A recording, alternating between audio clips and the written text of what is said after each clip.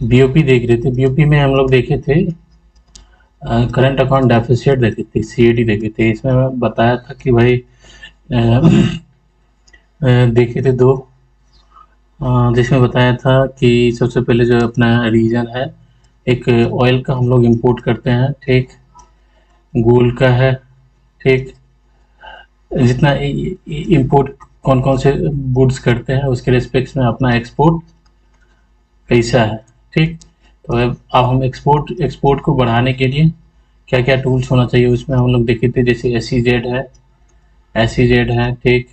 फिर उसके बाद आपका जो एग्रीकल्चर एक्सपोर्ट्स है उसको बढ़ाओ, मैन्युफैक्चरिंग है उसको बढ़ाओ, मैन्युफैक्चरिंग है इसको बढ़ाओ, ठीक।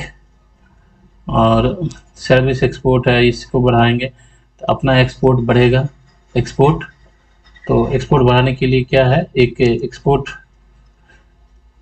पॉलिसी होनी चाहिए। वो गवर्नमेंट की एक एक्सपोर्ट पॉलिसी है जिसमें कि काइंड्स ऑफ अपन लोग क्या देते हैं, subsidy, provide the kinds of subsidies and other incentive to the exporter, other incentives, जिसमें कि एक था पहले दो स्कीम था, service export from India schemes, service export from India schemes, और दूसरा merchandise export from India scheme.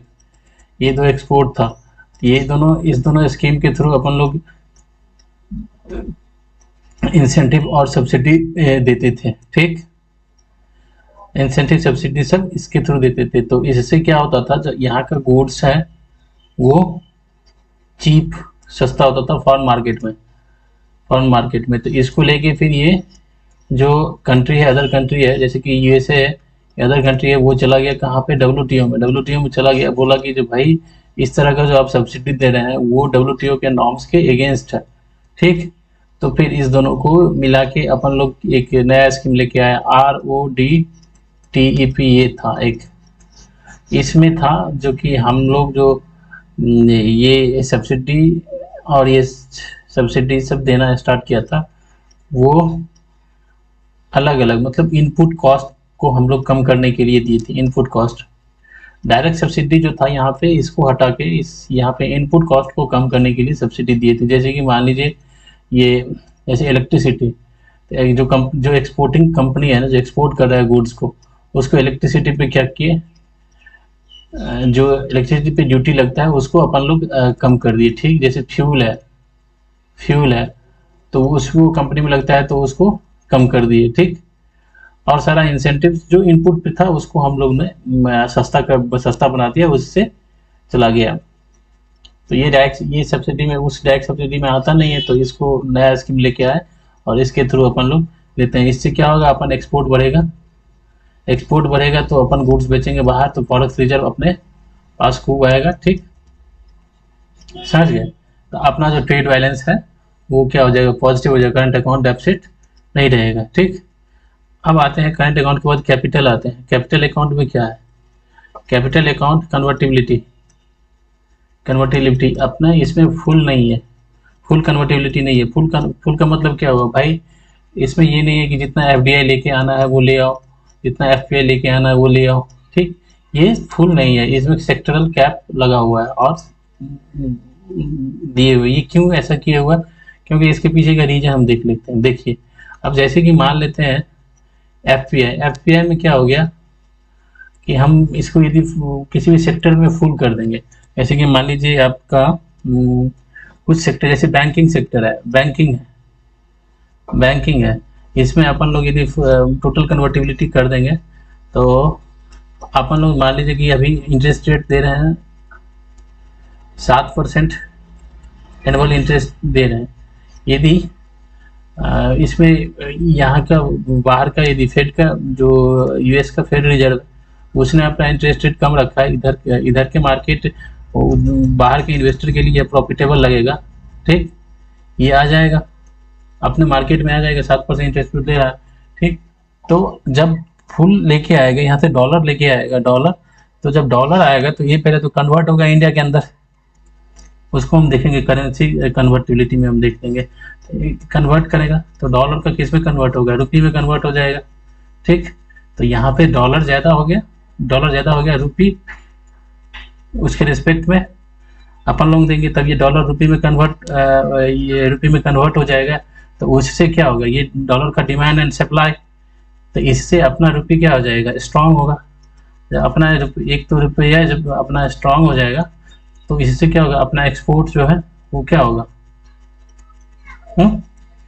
महंगा होगा। इसका एक रिपरकशन ये देख लिए। ठीक, दूसरा दूसरा एक तो अपना एक्सपोर्ट महंगा हो जाएगा। ठीक, एक्सपोर्ट मतलब अपना गुड्स जाएगा अमेरिकन मार्केट में तो महंगा हो जाएगा, फिर डॉलर के रिस्पेक्ट में दिए रुपया स्ट्रांग है। दूसरा, ये इधर चला आया अपने में। अब मान लीजिए एकाएक क्या किया, फेड रिजर्व ने क्या किया, फिर अपना रेट बढ़ा दिया।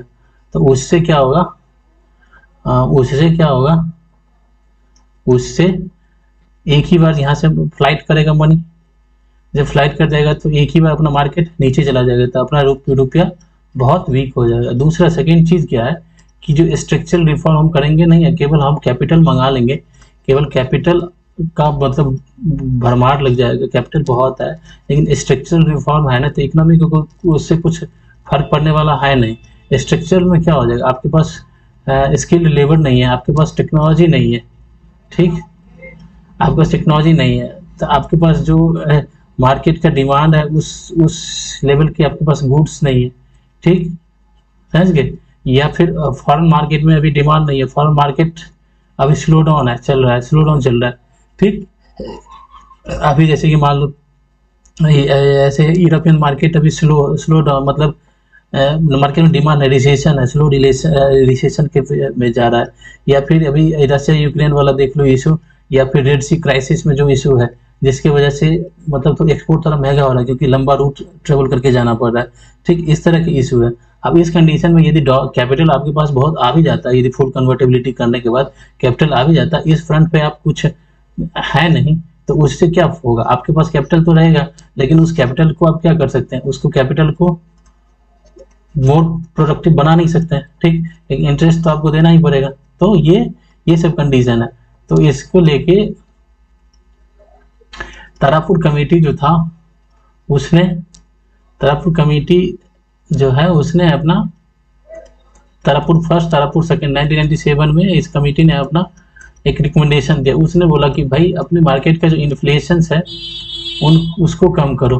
ठीक, इन्फ्लेशन को कम करो। ठीक, जीडीपी ग्रोथ को बढ़ाओ, ये करो। फिर उसके बाद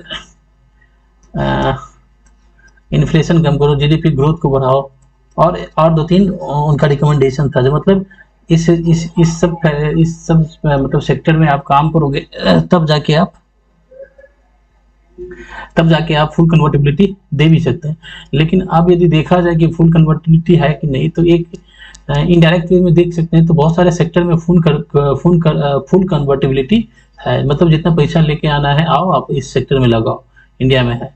एक फुल कन्वर्टिबिलिटी का एग्जांपल है, मतलब जो आसियान मार्केट था वो 97 में क्रैश कर गया था। यही क्रैश कर गया था, यही फुल कन्वर्टिबिलिटी के चक्कर में। आसियान ने क्या किया था उस टाइम में, आसियान मार्केट में, कि ये अपने मार्केट को खोल दिया था। भाई जितना उधर से पैसा लेके आना है वो लेके चले आओ। ठीक, तो पैसा तो इसके पास कैपिटल तो बहुत आ गया, लेकिन कैपिटल के साथ साथ यहाँ पे उस कैपिटल का मतलब यूटिलाइजेशन बढ़िया हुआ नहीं। ठीक, हुआ नहीं, तो उससे क्या हो गया, आप कैपिटल आपके पास आया तो उसको लेके तो आपको इंटरेस्ट या जो भी है वो तो आपको देना ही पड़ेगा। लेकिन आप अगर उस कैपिटल को यूज नहीं कर रहे, आपका प्रोडक्शन अच्छा नहीं है, प्रोडक्शन नहीं हो रहा है, और प्रोडक्शन नहीं हो रहा है, दूसरा मार्केट में डिमांड नहीं है, लेकिन आपके पास कैपिटल है तो कैपिटल को इंटरेस्ट आपको देना ही पड़ेगा। ठीक, तो इस कंडीशन में क्या हो गया, इस सेक्टर पे प्रोडक्शन हो नहीं रहा था, केवल पैसा इसके पास कैपिटल भरा पड़ा था।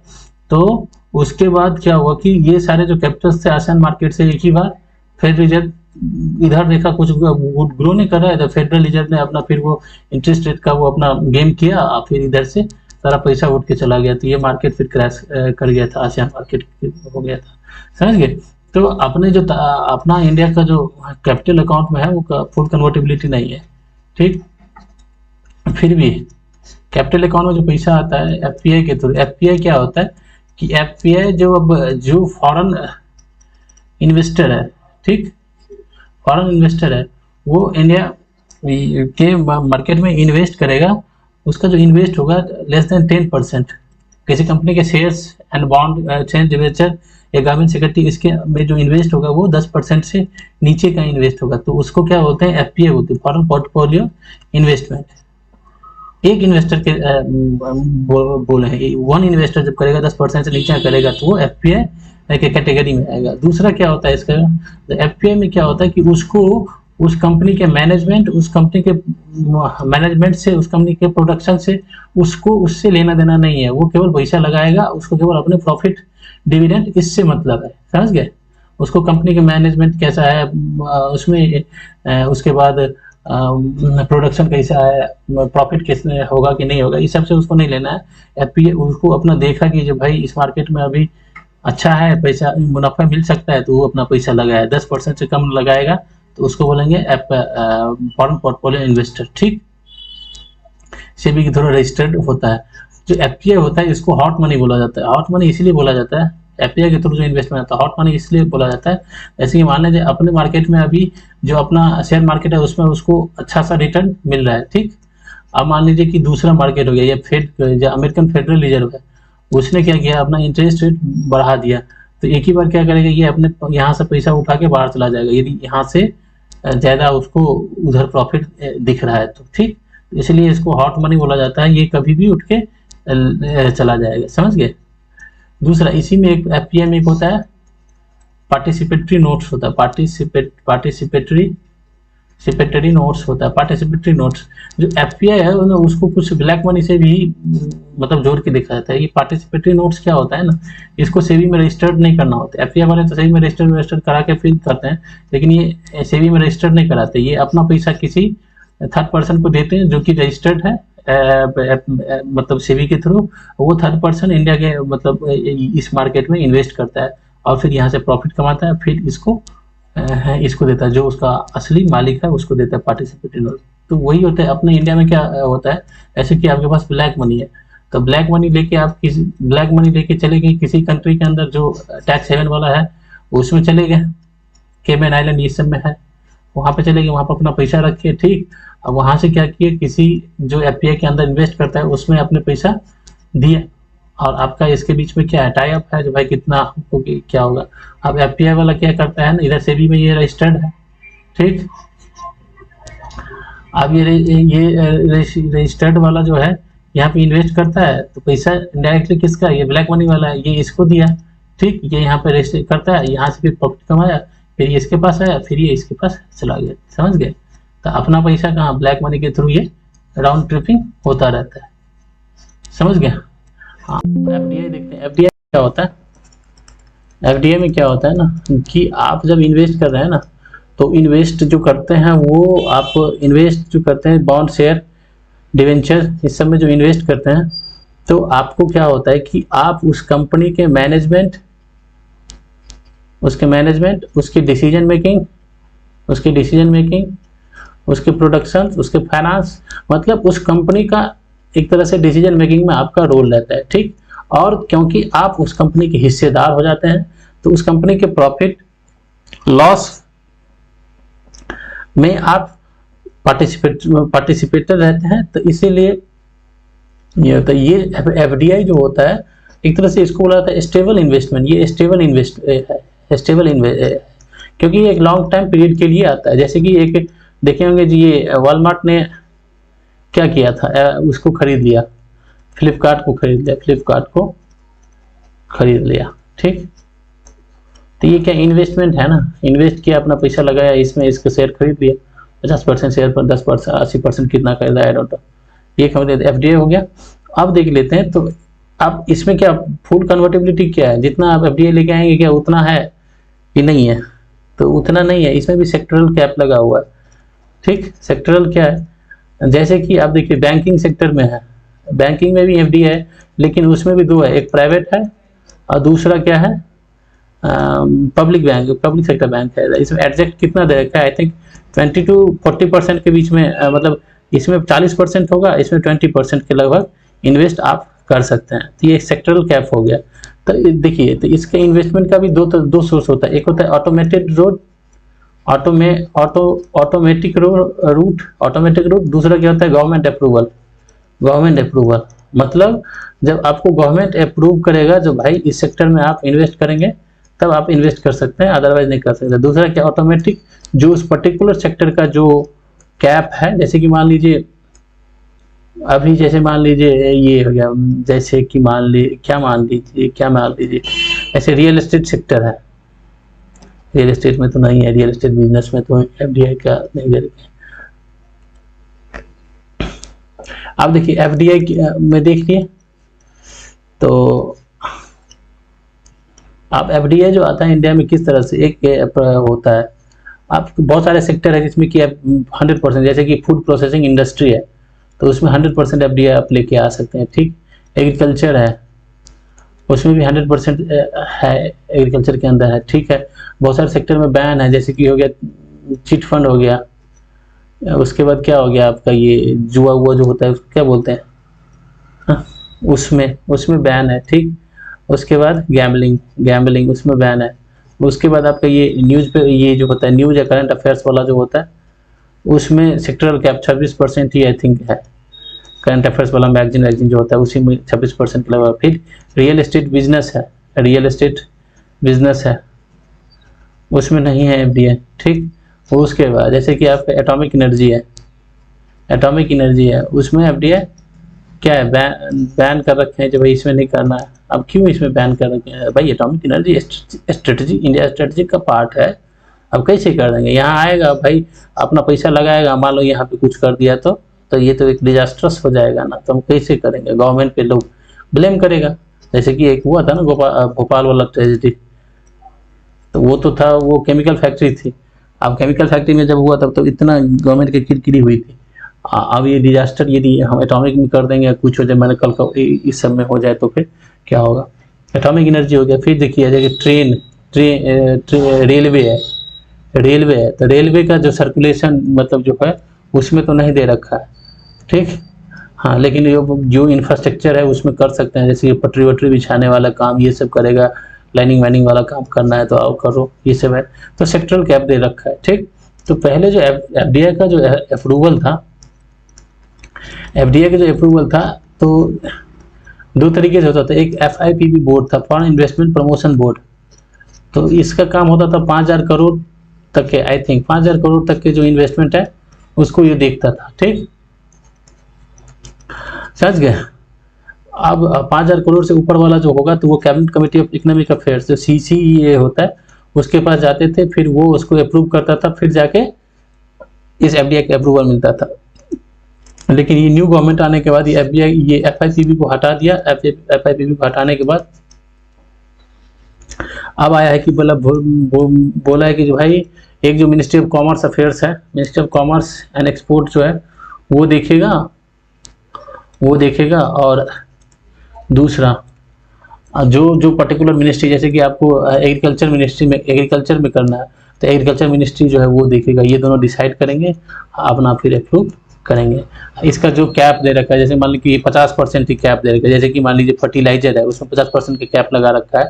फर्टिलाइजर तो केमिकल इंडस्ट्री के अंदर आ जाएगा, फर्टिलाइजर छोड़ दो एग्रीकल्चर में। जैसे कि मान लीजिए इंश्योरेंस है, एग्रीकल्चर इंश्योरेंस में यदि 50% का कैप लगा रखा है तो उतना तक आप एफडीआई इसमें कर सकते हैं, समझ गए। एक और देख लेते हैं, करंट अकाउंट डेफिसिट में हम एक देखे थे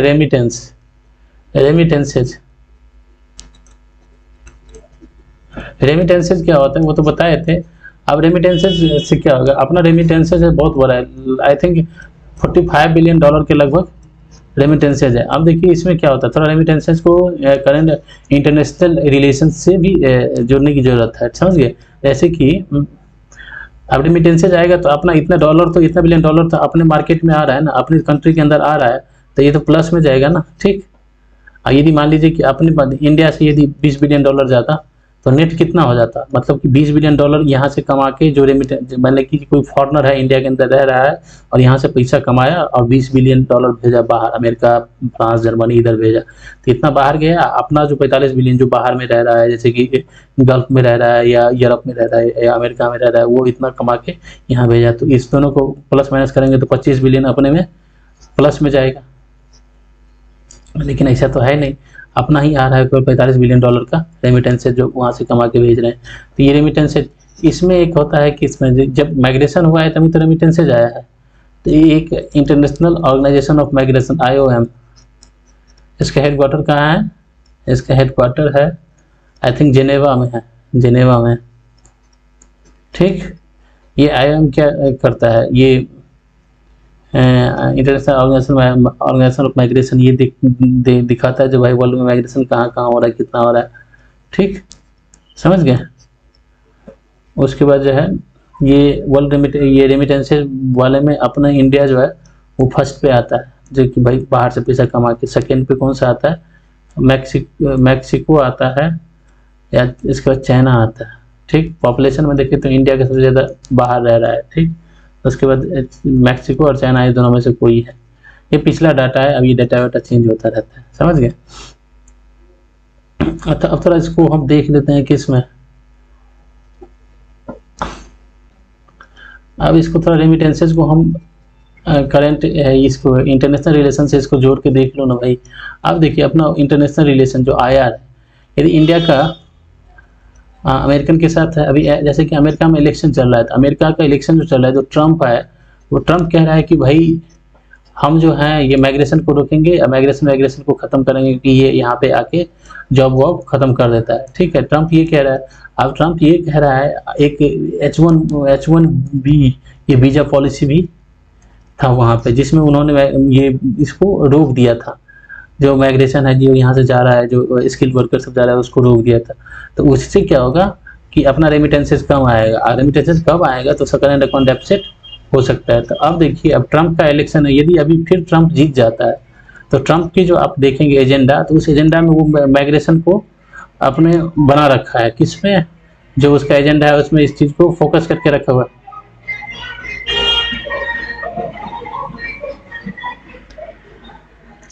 तो माइग्रेशन को वो फोकस करके रखा हुआ है कि जो भाई हम आएंगे तो हम ये माइग्रेशन को ख़त्म करेंगे, तो अपना उससे क्या होगा, रेमिटेंसेज नीचे आएगा, क्योंकि अमेरिका से भी तो रेमिटेंसेज बहुत आते हैं। ठीक, समझ गए। हाँ, तो जो रेमिटेंसेज आ रहा है तो किससे आ रहा है, जो अपना डायस्पोरा है बाहर से, उसके थ्रू आ रहा है। तो डायस्पोरा के लिए इंडिया के अंदर कुछ है क्या, एक प्रवासी भारतीय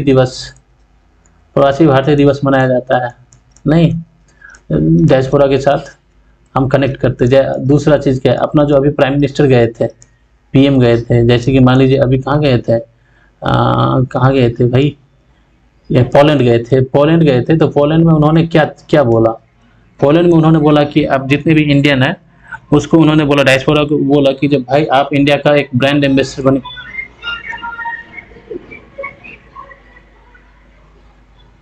अपने डायस्पोरा को क्या बोला, जब आप ब्रांड एम्बेसडर बनिए और यहाँ से हर एक फैमिली को इंडिया को लेके आइए। तो इससे क्या होगा, अपना टूरिज्म बढ़ेगा। तो इससे अपना क्या, एक तो फॉरेन एक्सचेंज भी बढ़ेगा, ठीक, और रिलेशन भी बेटर होगा, इकोनॉमी ग्रोथ होगी, थोड़ा अच्छा होगा। एक तो ये होगा जो अपना ये भी प्राइम मिनिस्टर जहाँ भी जा रहे हैं तो वो इंडिया के इकोनॉमिक सेंस को हमेशा एक्टिव रखते हैं और चाहते हैं जो कैसे इंडिया का इकोनॉमिक और ग्रोथ करे। एक प्रवासी भारतीय दिवस जो गांधी जी आए थे 1915 में, 1915 में आए थे, ठीक, तो उसके बाद से हम हर एक साल मनाते हैं। ये जो NDA गवर्नमेंट आया था, ये वाजपेयी जी के टाइम से स्टार्ट हुआ था, ये ईयरली मनाया जाता था। फिर मोदी साहब आए तो फिर मोदी साहब ने इसको बायनियली कर दिया, ठीक। इससे क्या होगा, जो प्रवासी को हम थोड़ा इज्जत देंगे, थोड़ा रिस्पेक्ट देंगे, थोड़ा वो देंगे, क्या कहते हैं, अवार्ड देंगे, तो वो और फिर रेमिटेंसेज अपने इंडिया के अंदर आएगा। रेमिटेंसेज के साथ साथ इन्वेस्टमेंट भी आ सकता है, ठीक, जो फॉरेन में अपने वो, ठीक। तो देख लिए करेंट अकाउंट कन्वर्टिबिलिटी में, कैपिटल अकाउंट कन्वर्टिबिलिटी में है आफ्टर द कोरोना बहुत कुछ चेंजेज आया है, कोविड के बाद से चेंजेज आए, क्योंकि बहुत सारे सेक्टर में जो एफडीआई के नॉर्म्स है अपन लोगों ने चेंज किया, बदला। एफटीआई और एफपीआई के नॉर्म्स को भी चेंज कर दिया। पहले एफपीआई में ये था कि जो भाई आप जो सिंगल जो थे वो 10% तक आप कर सकते हैं, ठीक, 10% से नीचे तक आपका इन्वेस्टमेंट होगा एफपीआई के थ्रू। और मान लीजिए ये तो इसको इस सबको बहुत सारा चेंजेज आया। अब उसमें जैसे कि चेंज करके क्या कर दिया, जो भाई जो सेक्टरल कैप दे रखा है ना प्रत्येक एवरी सेक्टर का, सेक्टरल कैप जिसमें जिस सेक्टर में जितना सेक्टरल कैप है उतना तक आप एफपीआई कर सकते हैं। एफडीआई में भी चेंजेस लेके आए, कोविड के बाद से आए, बहुत सारा चेंजेस आए। मतलब क्या होगा कि इंडिया धीरे धीरे जो कैपिटल अकाउंट कन्वर्टेबिलिटी है ना उसके तरफ हम लोग जा रहे हैं, जिसमें एफडीआई एफपीआई को अपन लोग खोल रहे हैं और बाहर से कैपिटल मंगा रहे हैं। तो इसका एक बहुत सारा क्रिटिसाइज भी होता है, क्रिटिसाइज भी किया जाता है कि जो भाई अपनी इकोनॉमिक क्या उतनी स्ट्रांग हो गई, क्या अपने पास फॉरेन रिजर्व उतना है। तो इंडिया गवर्नमेंट का जो फॉरेन रिजर्व जो है अभी कितना 676-77 बिलियन डॉलर के लगभग अपने यहाँ फॉरेन रिजर्व है। तो किसी भी तरह का शौक भी आता है तो अपने पास इतना फॉरेन रिजर्व है कि हम उस शौक को झेल सकते हैं, ये इंडियन गवर्नमेंट का कहना है। क्योंकि भाई मान लो कि एफडीआई एफपीआई और ये एक्सीडेंटली या इमरजेंसी में ये सारा फ्लाइट कर जाए तो अपना मार्केट तो नीचे चला जाएगा ना, ठीक, रुपी जो होगा उसकी एक्सचेंज रेट नीचा हो जाएगा।